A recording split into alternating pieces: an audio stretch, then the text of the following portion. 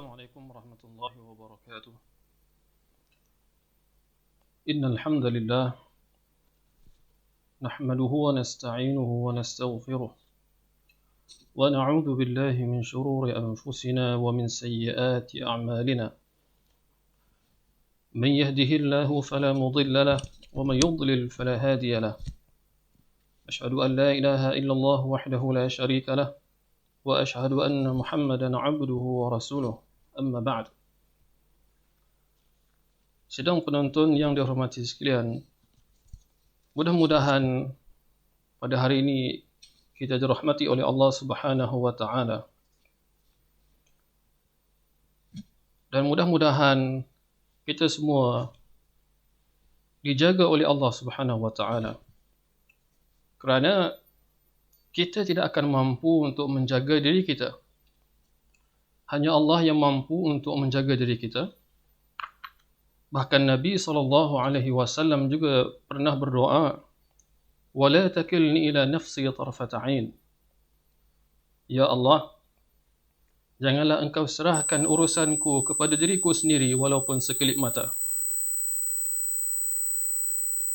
Mudah-mudahan Allah menjaga kita, tuan-tuan dan puan sekalian.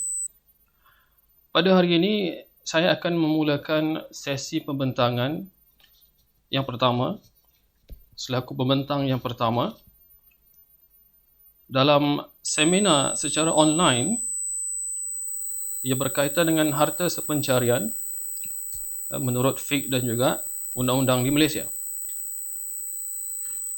Saya telah diamanahkan untuk membentangkan tajuk yang berbunyi kadar sumbangan tidak langsung dalam pembahagian tuntutan harta sepencarian di Malaysia. Satu tuntutan pasca perceraian. Ini tajuk yang kupasannya terdiri daripada beberapa orang ahli akademik dan juga pengamal undang-undang, ataupun lebih tepat lagi sebagai seorang pegawai penyelidik yang juga bekas hakim syar'i. Untuk lebih spesifik, saya sebutkan yang pertama saya sendiri, Muhammad Syahmil Samsudin, diikuti Nur Sarah binti Tajul Urus, juga merupakan seorang tenaga pengajar di Unisyams. Kemudian Tuan Syekh Syahmi Awang, yang merupakan pegawai penyelidik di Jabatan Kehakiman Syariah dan bekas hakim syar'i. Dan seterusnya Dr. Alias Azhar, seorang ahli akademik di UUM. So kami semua bersama-sama menyumbangkan sedikit sebanyak tenaga, buah fikiran untuk menghasilkan kupasan ataupun lebih tepat disebut sebagai kertas kerja. Dalam seminar ini disebut sebagai kertas kerja yang menjurus kepada kadar sumbangan tidak langsung dalam pembahagian tuntutan harta sepencarian di Malaysia. Satu tuntutan pasca perceraian. Bermakna, untuk kertas kerja ni, saya akan fokuskan kepada sumbangan tidak langsung saja. Sumbangan tidak langsung. Manakala untuk sumbangan langsung, saya serahkan kepada pembentang yang lain. Jadi, pembentangan hari ini berfokus kepada sumbangan tidak langsung. Ataupun disebut juga sebagai sumbangan tunggal. Kita teruskan kepada objektif. Objektif kertas kerja ni ialah untuk mengenal pasti peruntukan undang-undang yang berkaitan dengan harta sepencarian. Ini objektif yang pertama. Diikuti yang kedua, untuk menganalisis secara ringkas kes-kes yang telah diputuskan oleh mahkamah berkaitan tuntutan harta sepencarian. Dan objektif yang terakhir, untuk mengutarakan beberapa idea untuk pemerkasaan dalam hal ehwal tuntutan harta sepencarian. Ini bermakna perbincangan kita pada hari ini akan berkisar tentang tiga objektif ini. Kita teruskan dengan maksud sumbangan tak langsung. Secara ringkasnya, sumbangan tak langsung ini bermaksud tiada sumbangan wang atau tenaga untuk mendapatkan harta. Maknanya tidak ada. Sumbangan wang pun tak ada, modal pun tak ada, sumbangan tenaga pun tak ada. Itulah yang disebut sebagai sumbangan tak langsung. Apabila plaintiff nak menuntut harta sepencarian, kalau dia tak ada bukti bahawa dia telah menyumbangkan sama ada wang atau tenaga, maka tuntutannya akan termasuk di bawah kategori tuntutan harta sepencarian secara sumbangan tidak langsung. Kita teruskan dengan peruntukan undang-undang. Kita tak bahaskan secara panjang lebar sebab masa kita terhad. Kita hanya ada 15 minit untuk satu sesi pembentangan. So kita akan bincang secara ringkas. Mungkin tuan-tuan dan puan-puan boleh baca lagi secara lebih detail dalam kertas kerja ni. Saya hanya bentangkan points-points yang penting saja. Points yang penting, isi penting yang berkait dengan topik ini. Peruntukan undang-undang. Section 122. Kalau kita buka dalam enactment Undang-Undang Keluarga Islam Negeri Kedah Darul Aman 2008 contohnya. Section 122, subsection 3 memperuntukkan bahawa mahkamah adalah mempunyai kuasa apabila membenarkan lafaz talak atau apabila membuat perintah perceraian, memerintah supaya apa-apa aset yang diperolehi dalam masa perkahwinan dengan usaha tunggal satu pihak kepada perkahwinan itu dibahagi antara mereka atau supaya aset itu dijual dan hasil jualan itu dibahagi antara mereka atau supaya mana-mana aset itu dijual dan hasil jualan itu dibahagi antara pihak-pihak itu. Ini peruntukan undang-undang yang berkait dengan sumbangan tak langsung ataupun disebut sebagai sumbangan tunggal. Sumbangan tunggal ni maknanya satu pihak je. Sebagai contoh, suami je yang keluarkan duit untuk membeli apa-apa aset sepanjang tempoh perkahwinan. Kemudian, dalam subsection 4, ini disebutkan faktor-faktor yang mahkamah akan ambil kira dalam membenarkan sesuatu permohonan ataupun tuntutan harta sepencarian, khususnya dalam bab sumbangan tak langsung ini. Subsection 4 menyatakan bahawa pada menjalankan kuasa yang diberi oleh subsection 3, mahkamah hendaklah memberi perhatian kepada perenggan A, takat sumbangan-sumbangan yang telah dibuat oleh pihak yang tidak memperoleh aset itu kepada kebajikan keluarga dengan memelihara rumah tangga atau menjaga keluarga. Perenggan B, keperluan-keperluan anak-anak yang belum dewasa dari perkahwinan itu jika ada. Ini peruntukannya, peruntukan undang-undang yang memfokuskan kepada sumbangan tak langsung. Simple je. Dia tak panjang. Peruntukan undang-undang yang berkait dengan harta sepencarian pun tak panjang. Apatah lagi yang berkait dengan sumbangan tak langsung. Lagilah pendek. Sangat ringkas. Maka para hakim perlu bijaksana dalam mentafsirkan nas undang-undang ini.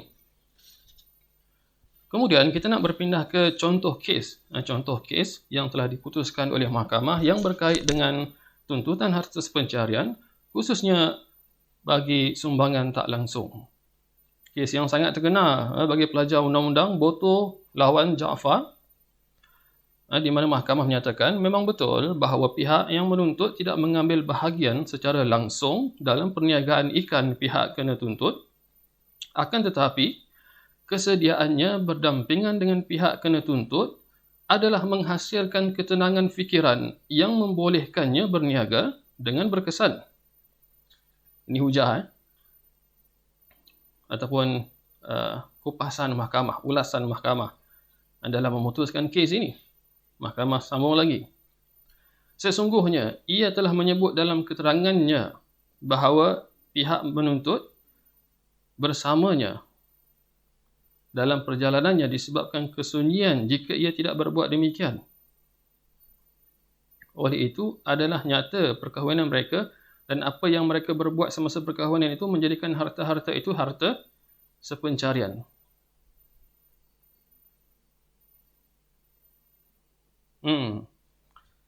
Pendek kata sumbangan moral lah. Maksudnya sokongan moral. Sokongan moral.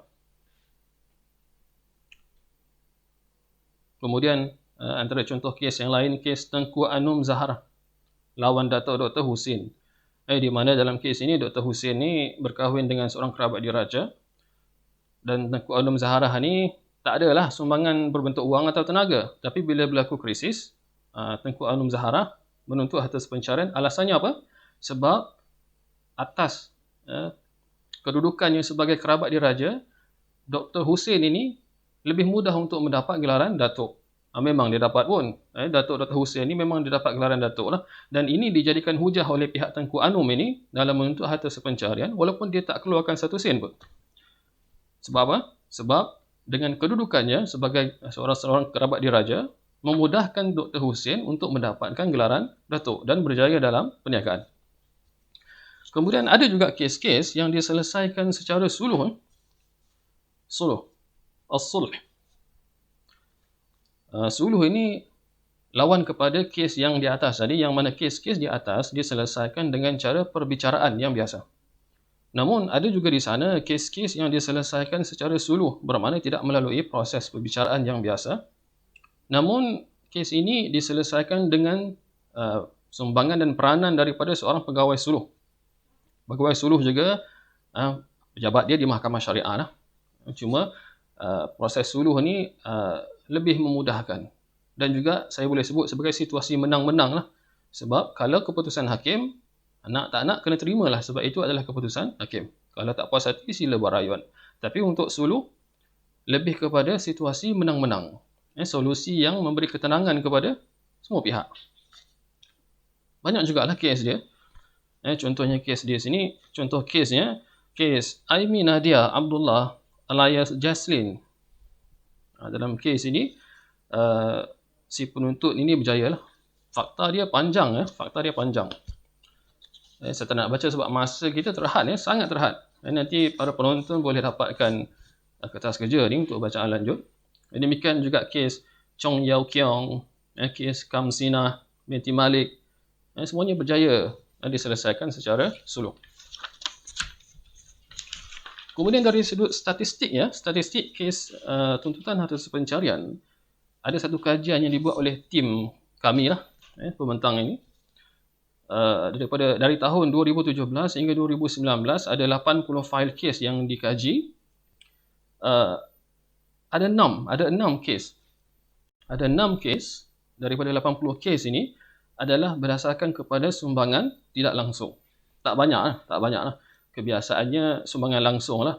Mungkin secara psikologinya pihak menuntut lebih yakin untuk menuntut. Tapi ada sumbangan tak langsung pun ada tuntutannya di mahkamah. Maka kita nak terus kepada cadangan dan sumbangan lah. Cadangan dan sumbangan idea. Apa yang boleh saya sebutkan? Memang kita boleh melihatlah mahkamah, attitude ataupun sikap mahkamah dalam menilai dan memutuskan sesuatu kes atas pencarian secara sumbangan tak langsung. Banyak kes yang dibenarkan oleh mahkamah. Banyak tuntutan yang dibenarkan oleh mahkamah.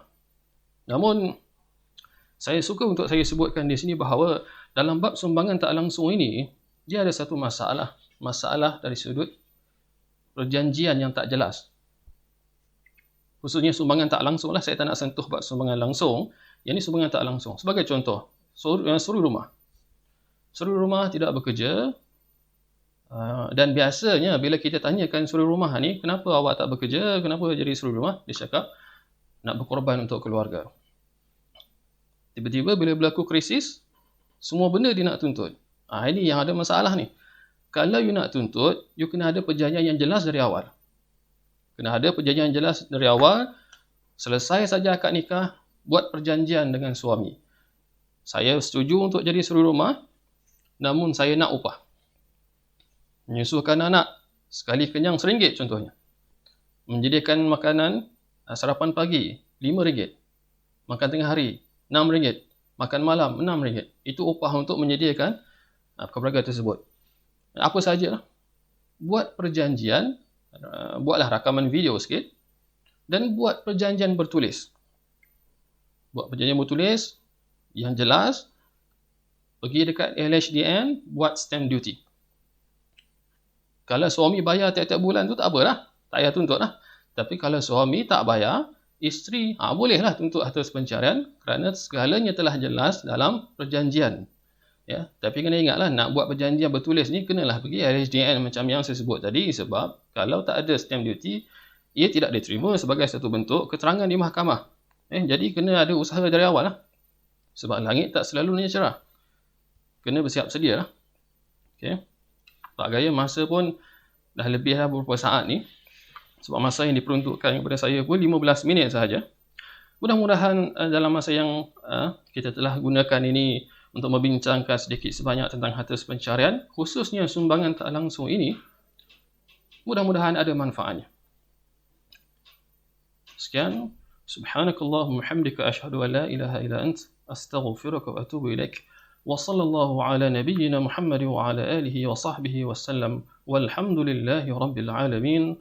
Wassalamu alaikum warahmatullahi wabarakatuh.